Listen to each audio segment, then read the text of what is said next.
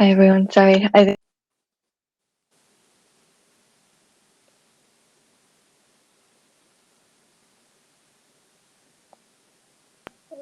We're having problems with Anastasia. Can you hear us? yes, I can hear. Can you hear me? Oh.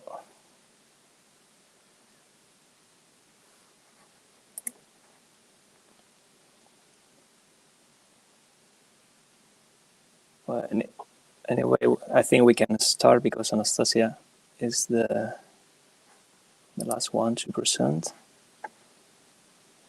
So it's time to start. So yeah, hello everyone.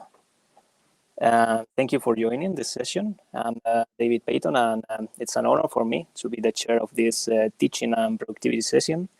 And during this hour, we are going to see 4 presentations on very interesting topics.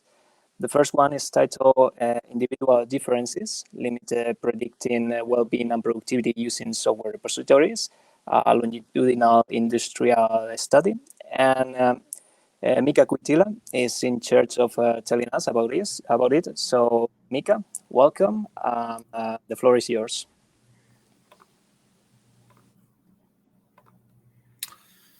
Hello everyone. My name is Mikko Kuutila, and I am the main author of this publication, the name you just heard. It's a journal first publication, so the paper has already been published in Empirical Software Engineering in the summer of last year. And in this slide, you can see my co-authors. Mika Mäntylä and Maili Klais are from University of Oulu, like me. And additionally, I had the privilege of working with Professor Marko Elovainio from the University of Helsinki and Professor Bram Adams from Queen's University at Kingston. And so quickly about motivation. In our previous studies, we were looking at deadlines solely through repository mining. For example, whether there are a lot of commits to a Git repository before a deadline, such as a release of the software. And from this, we wondered whether we could ask developers how they feel before these releases, because we couldn't see like a big increase of commits before deadlines to like detect time pressure. And the underlying idea here is is to automatically detect things from software repositories. So to further investigate this, we made a study where we combined experience sampling and repository mining. For experience sampling, we sent a questionnaire via email to developers every morning at 8 a.m. And the questionnaire had six different questions. One was about felt stress, sleeping problems, hurry, interruptions, the ability to make independent decisions, and then the last one was about ineffective software development, defined as ineffective communications tools or processes. And we ran the questionnaire for a period of 8 months and got over 500 responses from 8 developers in a single project. From those days, we got variables from software repositories that are related to productivity or expressed emotion in a project level chat in a Slack. And we also got a list of days when production tests failed for the developed software, as well as days for when the development team had a meeting with the customer of the project. And we also did semi-structured interviews after the study period. So for the results, previous literature suggested that stressors, such as deadlines, might be felt at the same time during a project because the whole project team is doing something for that deadline. But in this project, this was not the case. For project level models, the R-squared, that is the variance explained by the mixed effect model that we did, was quite high. For both models explaining well-being, meaning the questionnaire variables as well as productivity. However, almost all of the variance explained by the model was explained by a control variable of the individual in the random effects. Then we also did individual level models where the variance explained by the whole model was less than the project level model, but in them the repository variables and the questionnaire variables explained more. However, the statistically significant variables in these individual level models varied by the individuals. So, for example, in the models explaining stress, for only one individual was productivity a statistically significant predictor of stress for that model. And lastly, in the semi-structured interviews, the developers told that they didn't experience any big deadline pressures or project pressures in general, meaning that it might be that detecting stress and time pressure might be hard in this project because there was not so much pressures to detect. And then here is the last slide. So to conclude, in our study, developers' well-being varied individually rather than in a collective manner. And we didn't find strong links between repository variables such as productivity with well-being that would work for all. And lastly, based on the quantitative data that we gathered and the semi-structured interviews, instant messaging was not connected to negative outcomes such as more stress that could be taught from prior literature. And we believe this is at least partly because of the management style in the project. Basically, the chat was used for coordination of expertise between the developers rather than giving out orders to them or checking whether they were working or such. And thank you. This is the presentation.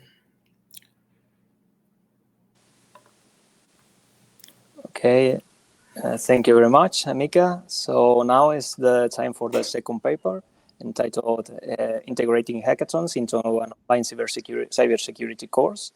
And Abasi Amefon Afia is going to present us this work. So Abasi, welcome, and it's your time.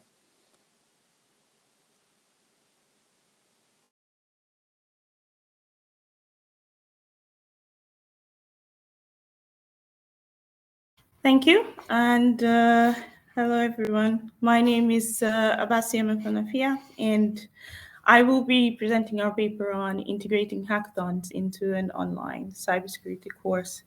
My co-authors are Alexander Nolte and Raimondas Matulevičius, and we are from the University of Tartu.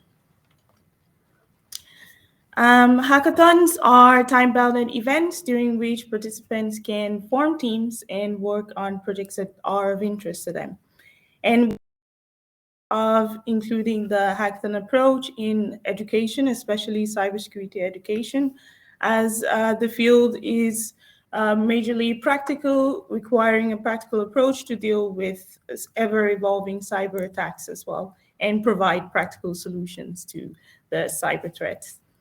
However, when putting hackathons into these courses, we have found that there are existing challenges with how it is being handled. First is that they are typically one-off events at the end of the course and providing limited opportunity to learn by doing when it is put at the end of the course instead.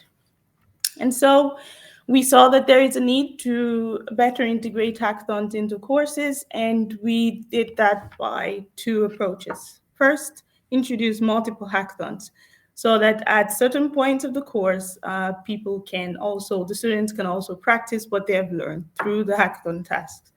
But secondly, and more importantly, is to develop quality hackathons for each hackathon events as well. So when introducing multiple hackathons into a course, we did that through a cybersecurity course. The aim of this course was to provide a risk-aware perspective, to teach students of a risk-aware perspective when they are building secure software as well.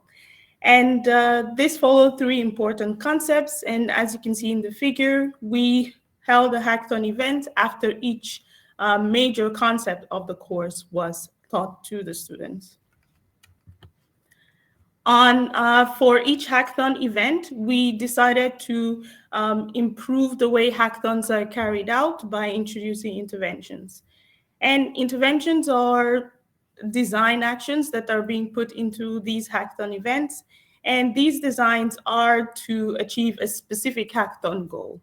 Our goal for each of these events were learning goals and also increasing student engagement goals as well, since they will be working in teams. The three interventions introduced were the thematic input, which of course is the lectures, but these lectures were geared towards the hackathon task and to accommodate the task in the course as well. Next was the targeted feedback, where the course instructors give specific feedback, not just to the course, but to the hackathon tasks. And lastly was the collaboration support.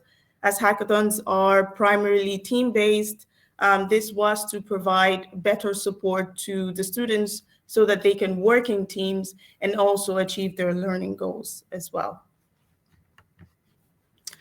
After each hackathon event, we collected the questionnaire responses and analyzed these responses at the end of the course. We saw positive perceptions of experiences with the teams as reported by the students. And this showed us that including multiple hackathons in the course did not diminish the teamwork and also did not diminish learning as well. We also saw positive perceptions of the interventions, such as the lecture, feedback, and the team management interventions.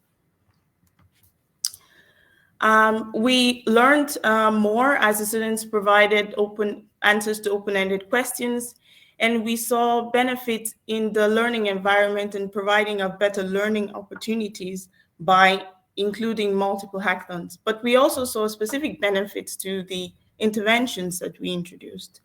First was that the lectures or the thematic input was very beneficial when the resources are understandable and applicable to the hackathon task. We saw that the targeted feedback helped the students to prevent repeating mistakes and going with wrong notions of these security concepts or applying these concepts until the end of the course. And lastly, we saw that with the collaborative support, it's very essential when the students are learning to collaborate for the first time. And this is especially important in the online hackathon scene or the online education scene, where the students cannot interact with each other in class and will possibly not know themselves before the course or the hackathon events. We also saw that the collaborative support helped in rapid learning to help the students work together and accomplish their hackathon tasks as well. And these are our results, and thank you for listening. Thank you very much, Abasi. So we continue with the third paper titled Keeping Fun Alive, an experience report on running online coding camps. And Ilenia Fronza is one of the authors who is going to tell us about it. So Ilenia, welcome. We are looking forward to hearing you. Thank you. So, yeah, on behalf of my co-authors, I'm presenting this paper in which we are reporting our experience in moving coding camps online. So what we started from is a face-to-face event in which we observed and participants always reported that games, activities, team dynamics were the key factors for the success of the event. When moving online, our challenge was then to replicate these face-to-face dynamics, which means keeping fun alive. That's why we introduced new activities, adapted the existing ones so that we could increase communication, engage participants more, let them relax during the activity. So the coding camp is dedicated to high school students, and they have little or no previous knowledge of software development. And it is a 20 hours activity distributed among 5 days in the afternoons. The online coding camp that we are analyzing in this paper hosted 80 participants. They were 15 to 90 years old, and they were organized in 27 teams. Plus, we had 15 student tutors. They are students who were in the previous face-to-face coding camp, and as explained in the paper, they really helped us to run smoothly the event in a number of ways. We compared the data that we collected with a face-to-face event, and that was a 28 participants event, and they worked in 10 teams. So how do we assess the results of the coding camp? We analyzed product, process, and fun, of course. For the product, we collected all the Thunkable project that they developed during the coding camp, and we extracted a number of metrics, including code smells, complexity, size, and so on. For the process, we observed data by distributing to student tutors specific protocols that they were asked to use to observe the 2 or 3 teams that they were assigned. And finally, for fun, we used the notes taken during the reflection moments after every game or activity, and also the data collected during the focus group interviews. What we did a thematic analysis, and we looked for these factors to measure fun. So, for example, curiosity, when they mention curiosity or finding new friends and so on, that's related to fun. Or, yes, feeling bad or forced to participate, of course, that's mapped to the opposite feeling. What we concluded at the end by comparing the data that we collected is that the online setting didn't affect the ability of the participants to achieve the results, the expected results. And in particular, they had the same level of quality in terms of product and process as in the face-to-face event edition. Additionally, we succeeded in keeping fun alive, and this is actually evidenced by the data that we could collect and our observations. In the paper, we also have a number of lessons learned and suggestions for those who would like to run online coding camp in future, so which we hope will help the community to work further into this direction. So thank you very much. Okay, thank you, Ilenia.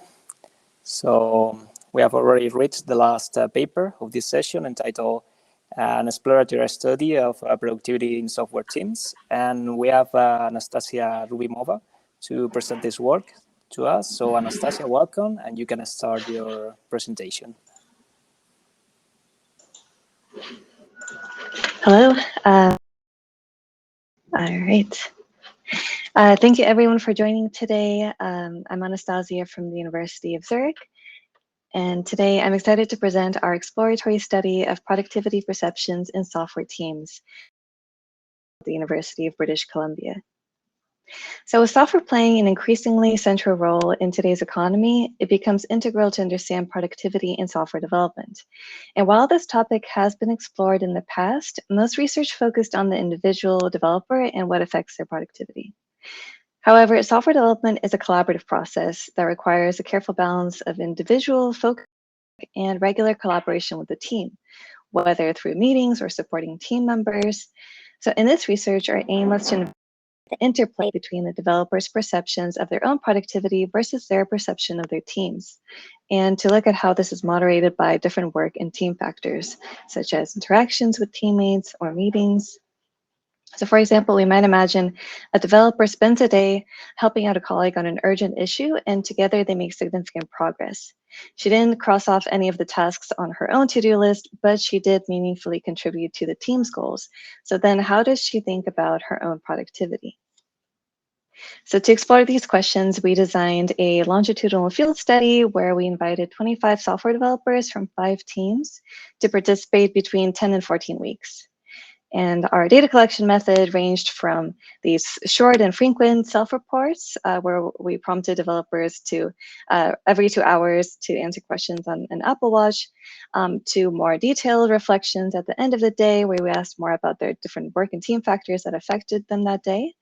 And then finally, monthly interviews to capture then the higher level factors.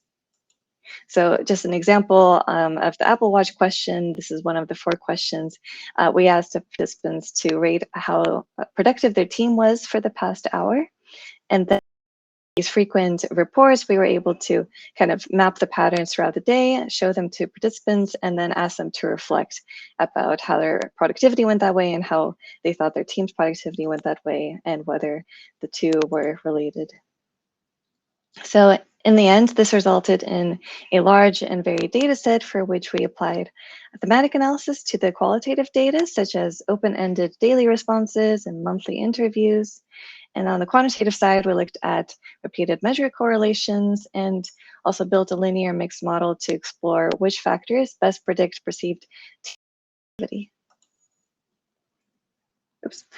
So we found a number of interesting findings. I'll run through a couple of them with you today. But for example, we found that software teams tend to be fluid. Individual productivity predicts team productivity better than other factors. Many of the team factors have mixed effects on productivity, so positive or negative. And managers assess productivity differently than developers expect. So for example, going in, we thought that software teams are pretty, well defined, but we found that they tend to be fluid constructs. So they're fluctuating and constantly changing to match the needs of the project. They're nested and people might be working on multiple teams. So the boundaries there are much softer, and this is important to consider for future research of software teams.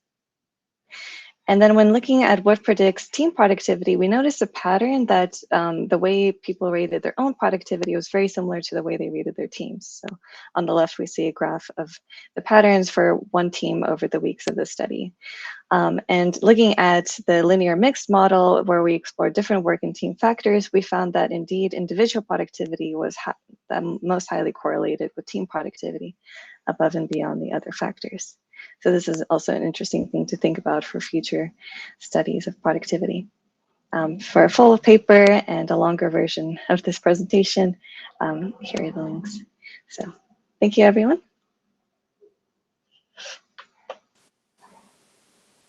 Okay, thank you very much, Anastasia. And thank you all very much for your presentations and sharing with us these works.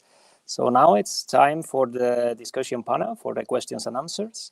So please, both audience and presenters, feel free to ask to any of the presenters. And I think we have some questions in the chat for the second presenter, for Abasi. Hackathons are widely recognized as good for learning. Did you research how they could be organized to be part of the regular learning process happening each year for the relevant courses? It's a question from Oleg Sichev. Yes, and I also gave kind of like a summary in chat as well, but yes, we did go into this, and this is how we designed the interventions that we put into the course, specifically to support the learning process of these courses. And we also see that it is very specific for the course itself, and similar courses like cybersecurity courses that teach specifically theoretical concepts, like the course that we used here, have found great benefits in introducing the hackathons this way, and especially courses that have major concepts that have been taught throughout the course. So yes, we looked into this, and we continued with this format for this same course. This study was done last year, and it is repeating this year as well, and showing similar results. Thank you. We have another question from Oleg for Anastasia. So, did you study productivity or perceived productivity? That's a great question. So we were studying perceived productivity, and this we chose for two reasons.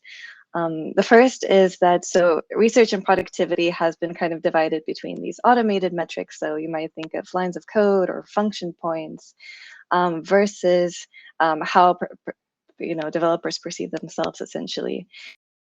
The automated one is actually quite difficult to really capture, okay, more lines of code. Does that mean they're more productive, or does that mean they're not very good at writing short code? So there's an inherent complexity in studying automated metrics, whereas perceived productivity has been gaining a bit more traction, it seems like, because, okay, everyone rates their productivity differently, but if you look at changes throughout time and you look at, their baseline and their mean and how it varies depending on different factors, that gives us a bit more information. And then the second reason was that actually the perceptions themselves are interesting. So it's like, if you spend a day helping someone out, do you feel like you aren't actually productive because you're not reaching your personal goals? And these perceptions are actually something that we were also interested to study. So I hope that answers your question. Yeah, thank you. And continuing with you, Anastasia, I have a question. I would like to know if in your study you have analyzed possible impacts, both positive and negative, that smart working or working from home can have on the perception of productivity in software teams, or if you think that this aspect is relevant in this regard or for future studies.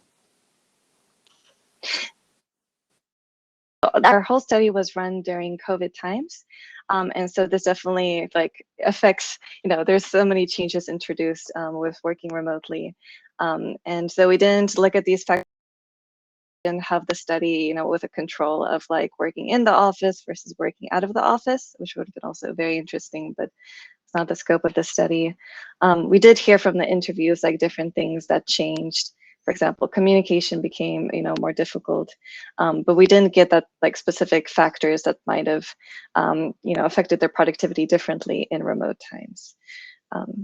So that's also something interesting for the future, and we hope that maybe if we now run it the same study, in the office times, maybe we can also get some insights there. Yeah, thank you. So. Well, I have a question for Mika.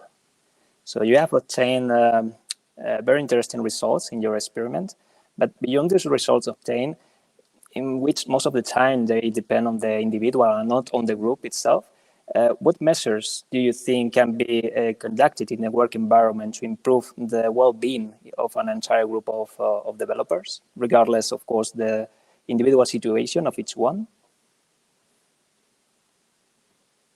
Sorry, could you repeat the end of the question?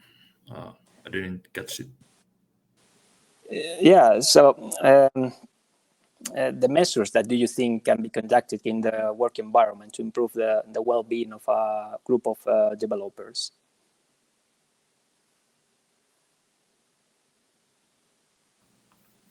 Yeah, I think in our case, I would be very interested in using some kind of physiological sensors.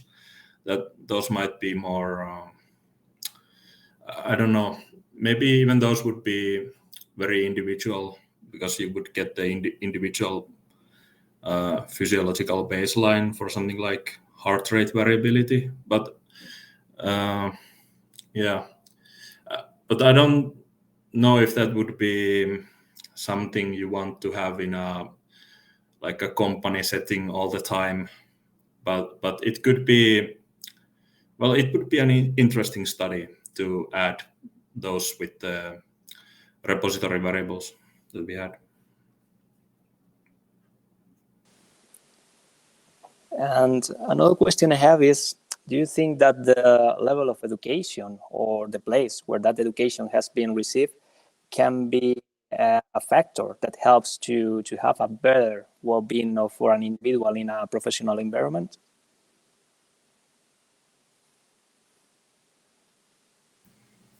Yeah, that's a good question.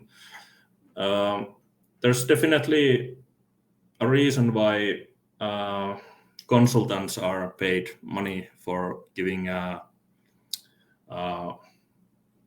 training related to well-being for all kinds of employees. So I think definitely some kind of this kind of education related to individual well-being can help people.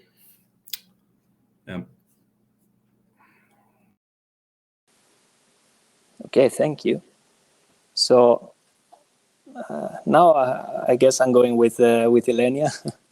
What do you think is the biggest challenge you have faced in this coding camp, and also the biggest advantage? Well, I think I can start with the biggest advantage, which is actually reaching more students and, of course, having more participants.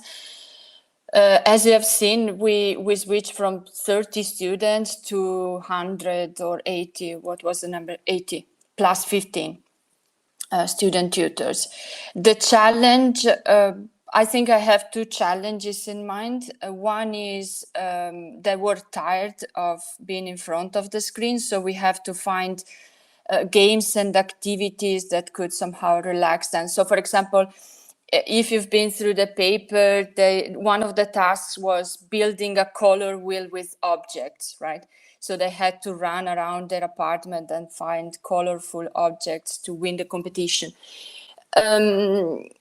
Yeah, that's actually one of the challenges that we faced. And the other one was keeping an eye on all the breakout rooms where they were working, because of course when they're working in teams they are in breakout rooms, and for this the support of student tutors was actually effective and good, because then of course we had 30 eyes more in the teaching staff, right? So they could observe what was happening, and in turn this was good for the research perspective, because of course we could collect more data. That's somehow how you can take advantage of problems during the organization.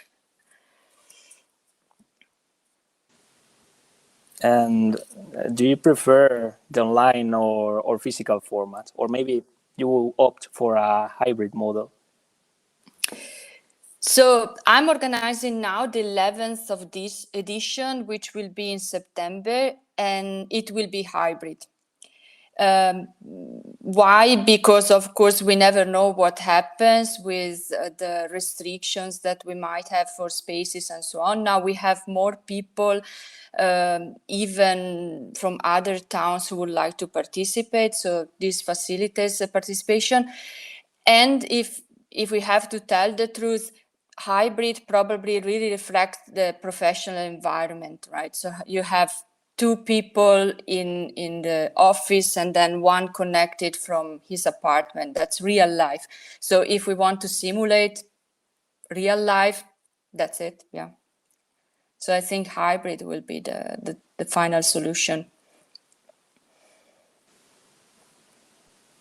Yeah, thank you very much, Ilenia.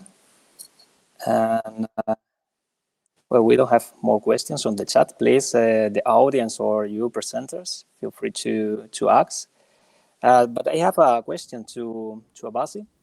I think your proposal is very appropriate in the sense that the hackathons should be more like a tool to learn during the course than to demonstrate the knowledge acquired in the end of it.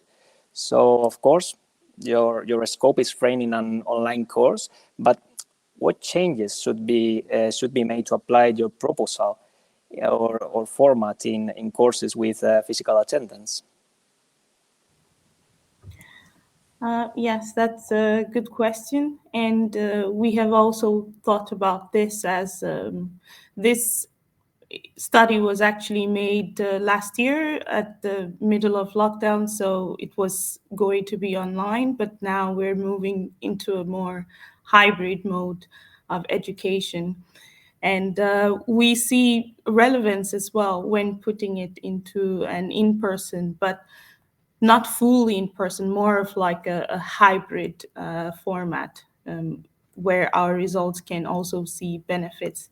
But when going fully in person, we would see changes, and I would see changes in the length of the hackathon. It would be smaller, and the hackathons that we had implemented here were like a week long, and because it was online, students could take time off and do whatever they could do and come back.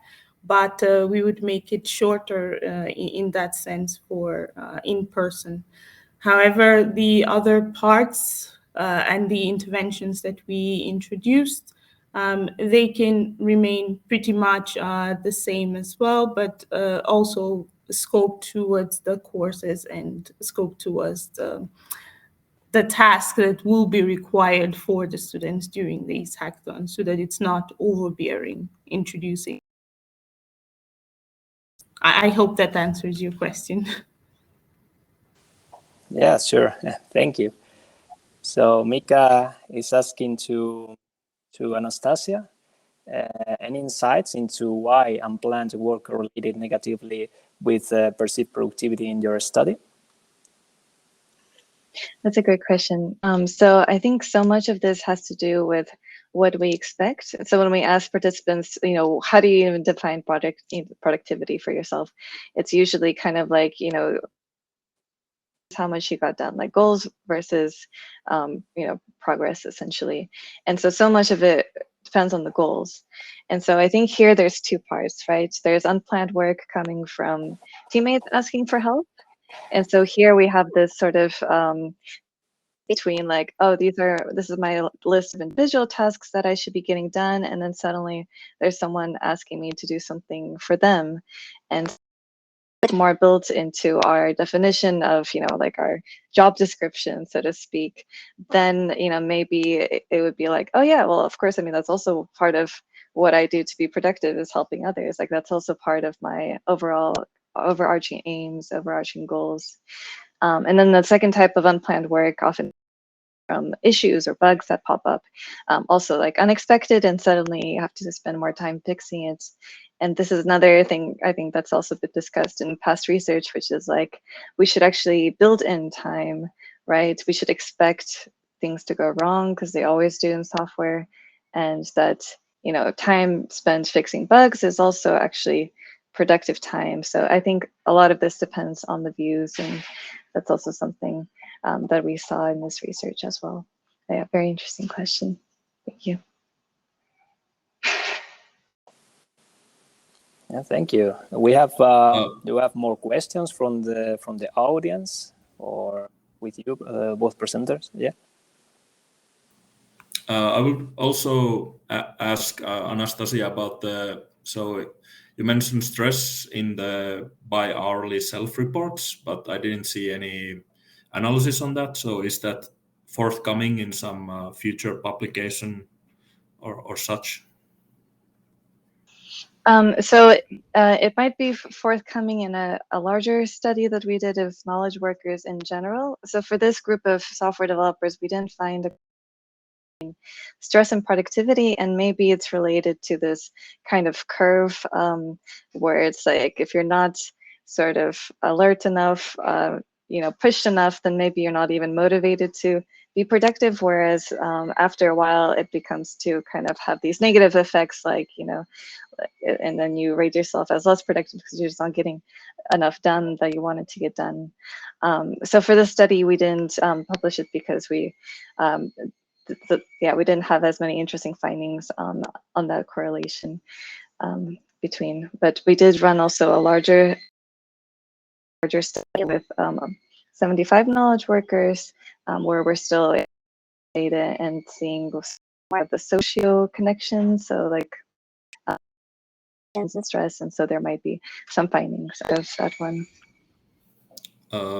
Yeah, I just personally think that even that if there's no connection, that would be a nice result to like reduce publication bias in the long run.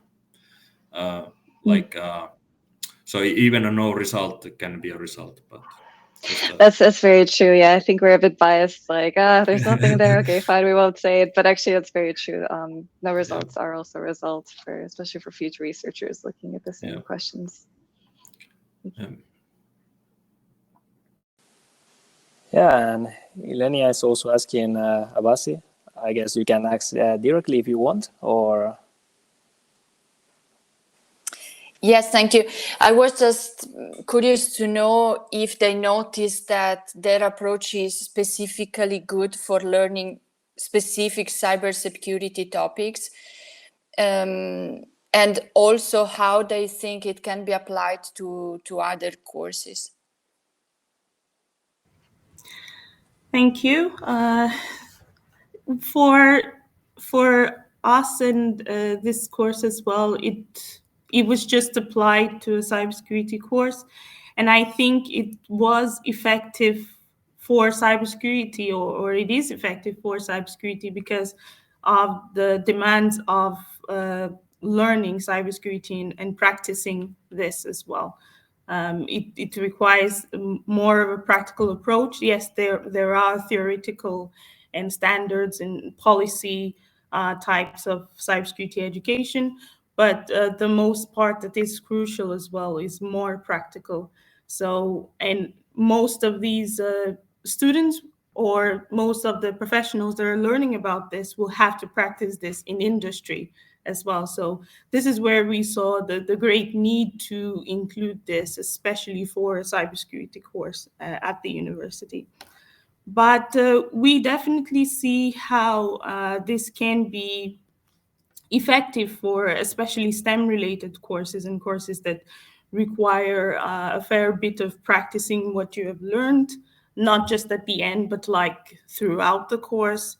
We saw students having like quite a different or wrong notion of how the concepts are in reality during the course. And imagine that student having this same notion up until the end of the course, and then you practice and you realize that this is not how it actually is. And so we definitely saw how this can be beneficial, especially for STEM-related courses, but it was very effective for our cybersecurity course as well. Thank you. Thank you very much. Thank you. We have questions from the audience.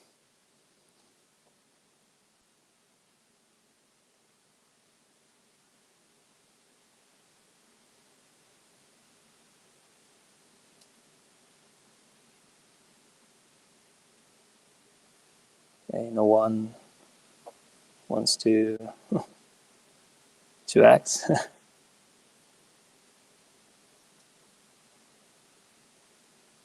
And between the presenters, do you have more questions for the rest?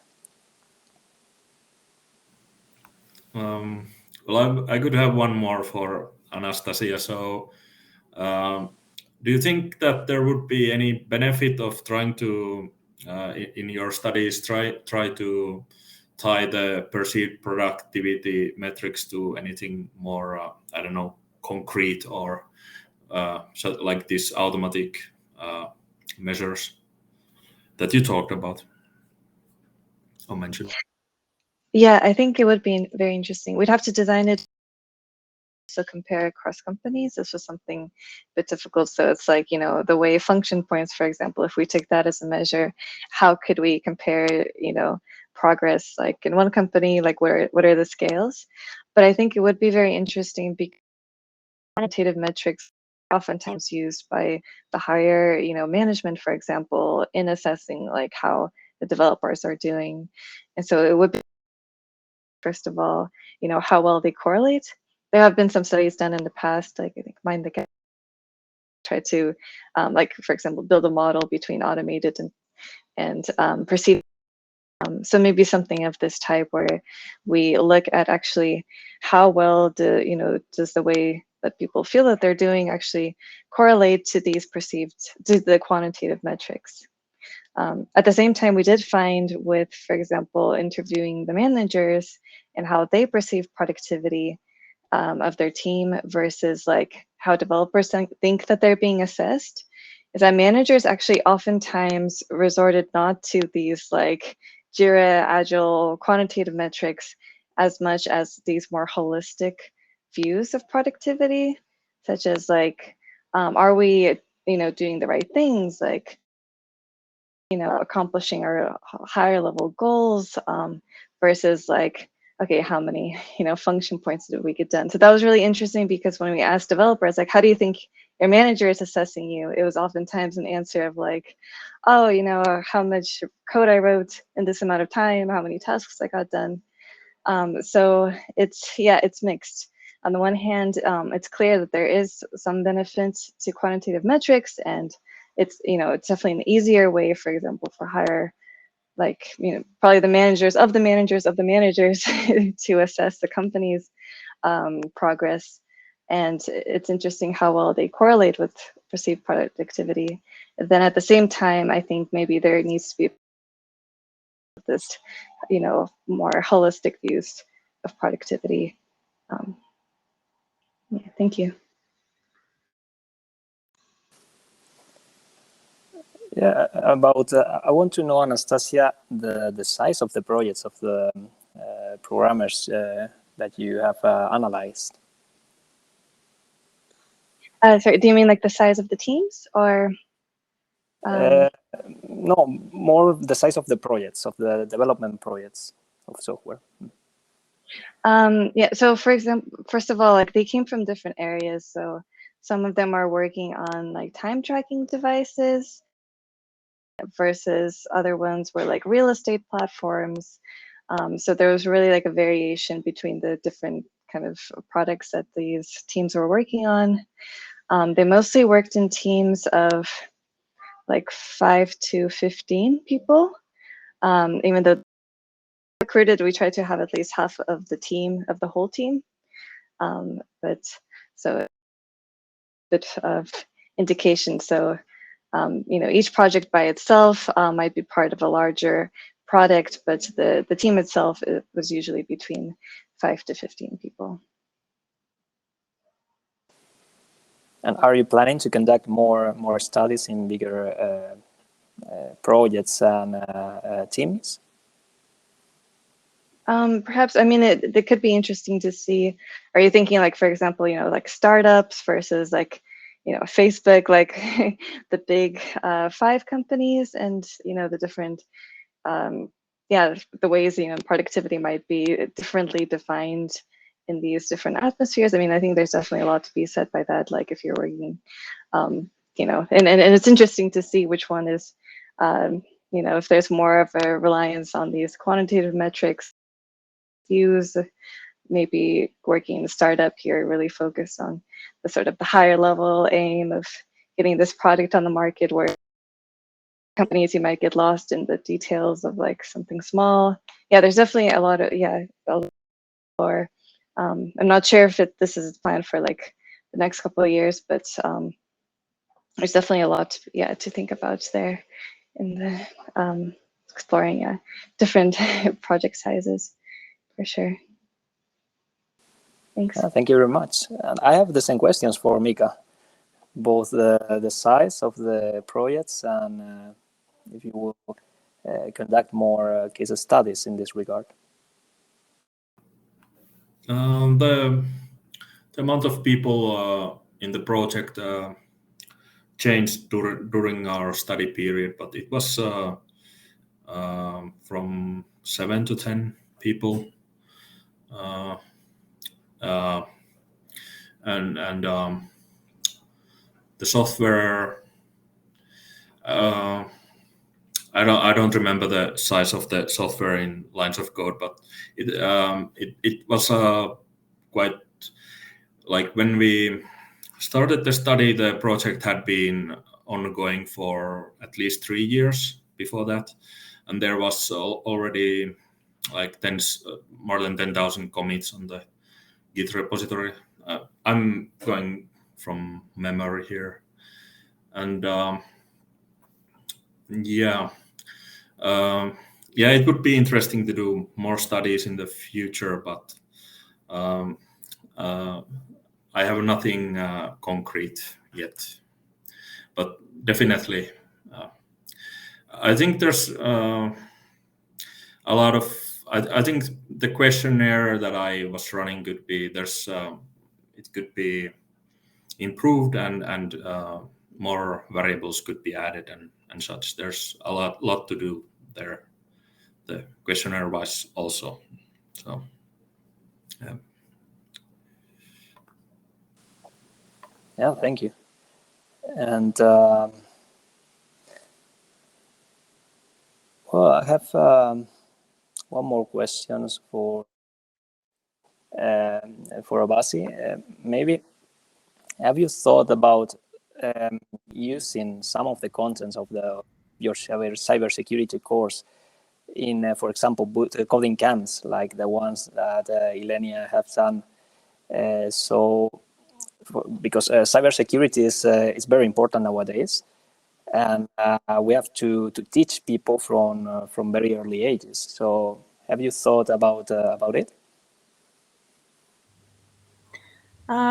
Yes, that's a really good question. For now, we haven't really about that because we saw it as a different format from the introducing into a course aspect.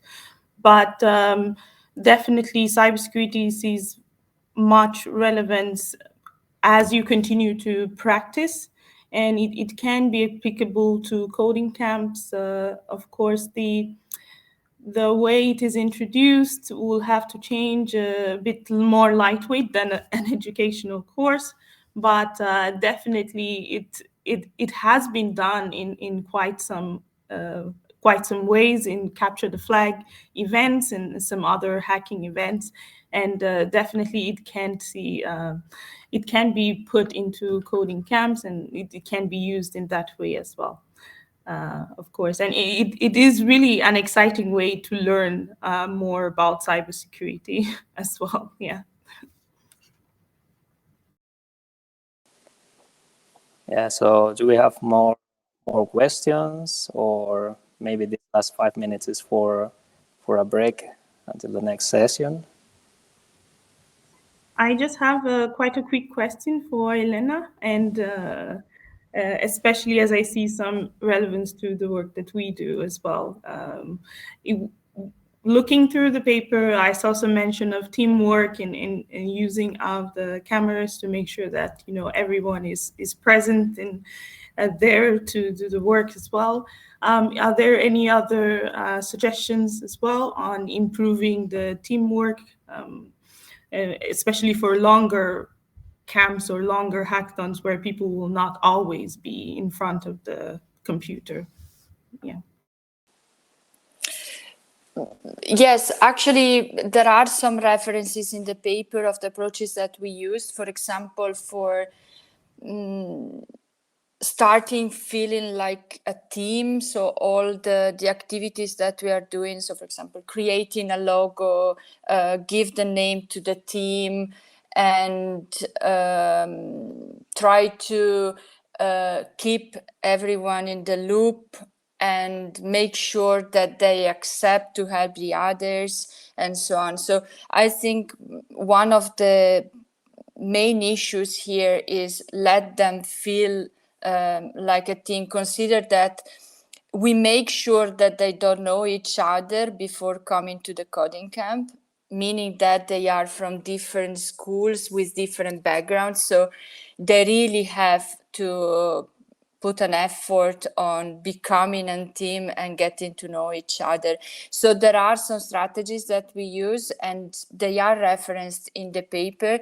But of course, if you want, we can then talk offline or try to, exchange some information on that. Thank you. Thank you. Okay, thank you for all your answers. Do we have more questions? Maybe just one question for Mika. So what is the sort of next step in your research? So now that these individual differences like make it difficult to predict like well-being and productivity, what would be the next question that you'd be interested in answering for your research?